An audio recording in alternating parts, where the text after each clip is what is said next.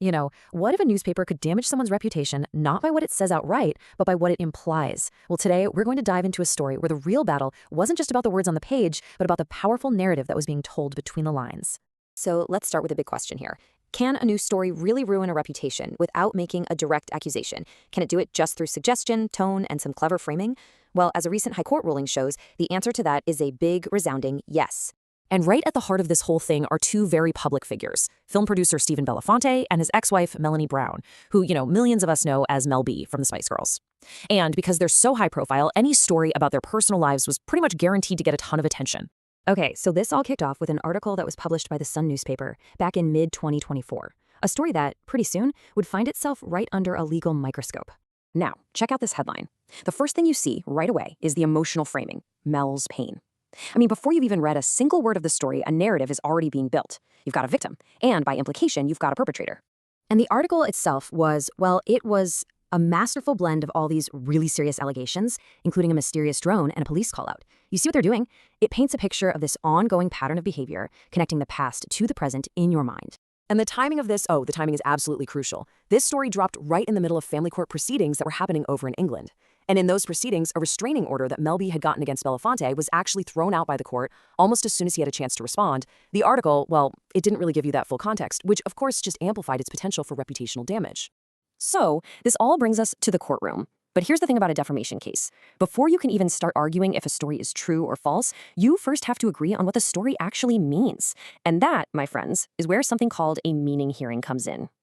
So what on earth is a meaning hearing?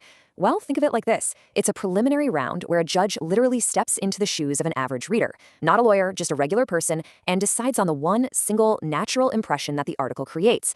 It's all about what an everyday person would get from it after a quick read. And to figure that out, judges use this framework called the chase levels.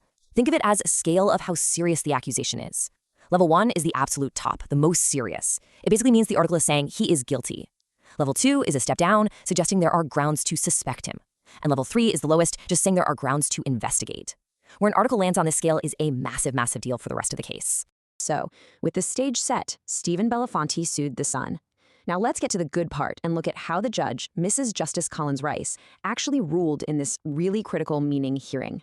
And the judge's ruling here was incredibly nuanced, really smart. She found that the article was actually sending two different signals.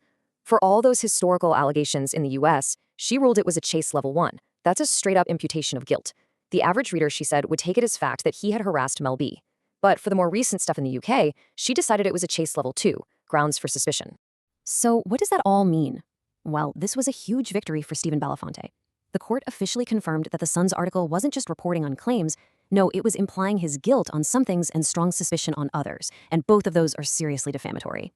And this really important ruling was secured for Mr. Belafonte by his legal team at Cohen Davis Solicitors. You've got to say it was a masterstroke in legal strategy. They successfully argued that it wasn't about the individual words, but about the article's powerful overall impression, an impression that crossed a really critical line. So how in the world did the newspaper create such a powerful impression without just coming out and say, he did it? Well, the judge's analysis gives us this fascinating peek behind the curtain into the playbook of tabloid journalism. Listen to this quote from the judge herself. It's so insightful. She said, "The reader would of course be struck immediately by the headline and conditioned by it in reading the article. That is how news headlines work. That word conditioned, it's perfect. The headline sets the tone before you even get to the facts." And if you break it down, the judge identified a whole toolkit they were using. It starts with that dramatic headline. Then you've got the scene setting, like mentioning a U.S. restraining order to imply a history of wrongdoing. Next, the article blends these unproven allegations from anonymous sources with concrete facts, like the police being contacted, which makes the allegations just feel more credible. And finally, you throw in emotional language like living in fear, and that really solidifies the roles of victim and villain in the reader's mind.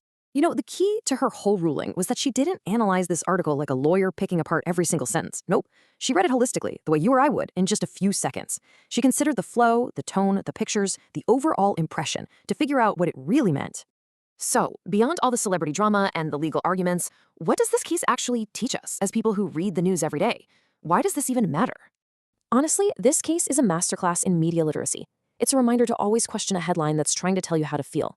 You've got to be wary when claims from anonymous sources are presented with the same weight as official statements. And remember, in the eyes of the law, just repeating someone else's harmful allegation is just as damaging as making it up yourself. But most importantly, always take a step back and ask yourself, what is the overall impression this article is trying to leave me with?